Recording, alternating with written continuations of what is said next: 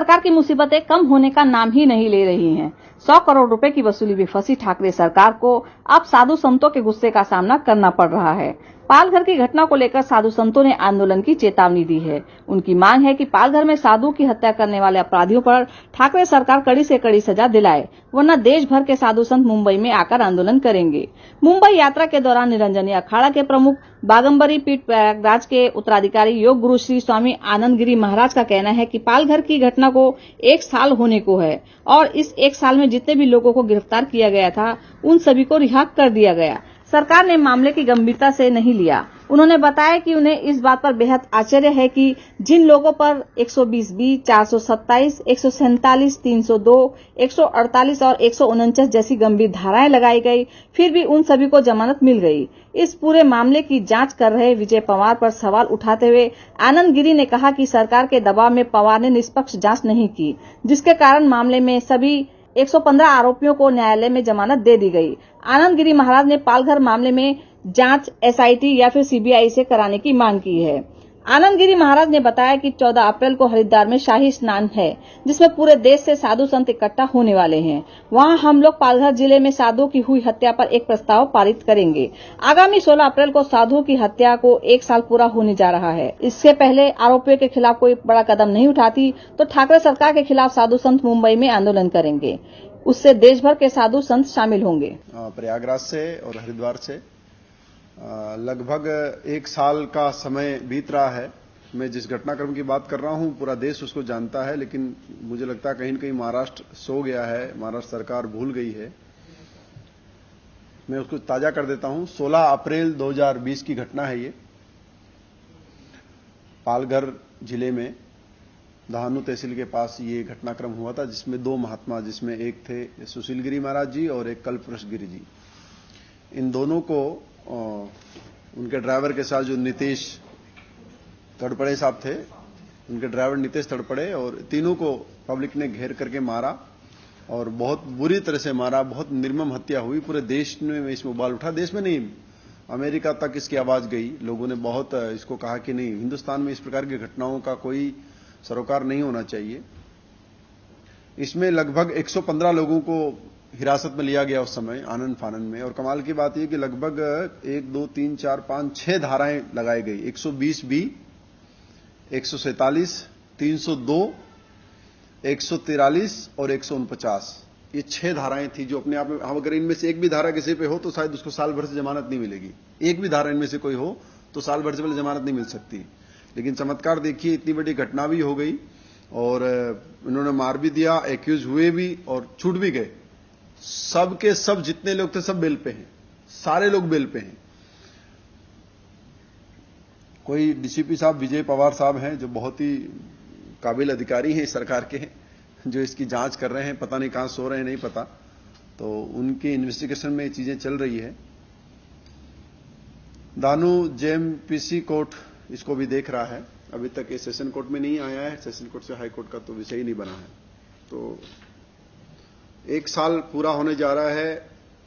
16 अप्रैल 2020 की घटना है। अब आज 20 मार्च 2021 है। 20-25 दिनों के अंदर में ये पूरा साल पूरा हो जाएगा।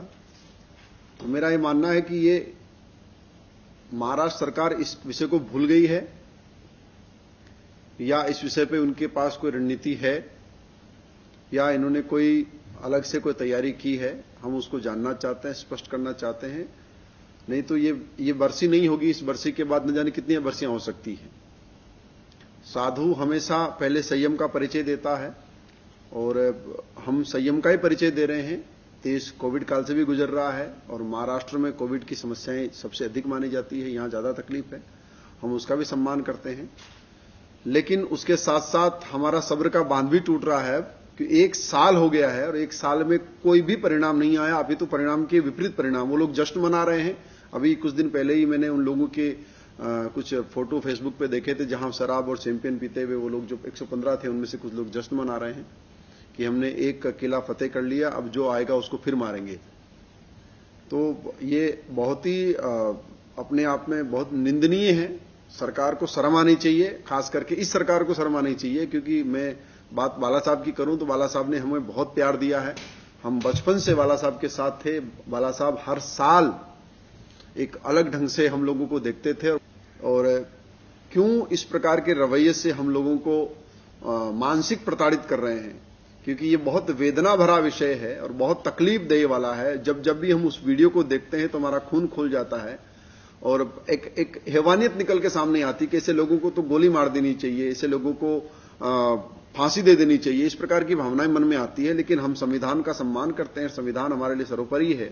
हमारे प्रथम जो आज शंकराचार्य है उन्होंने हमें राष्ट्र निर्माण की परिपाटी बताई है और तत्कालिक जब देश आजाद हुआ उस समय हमारे करपात्री महाराज ने देश को ये आश्वस्त किया था कि मेरे मंदिर में एक तरफ मेरी गीता होगी तो एक तरफ मेरा संविधान भी होगा।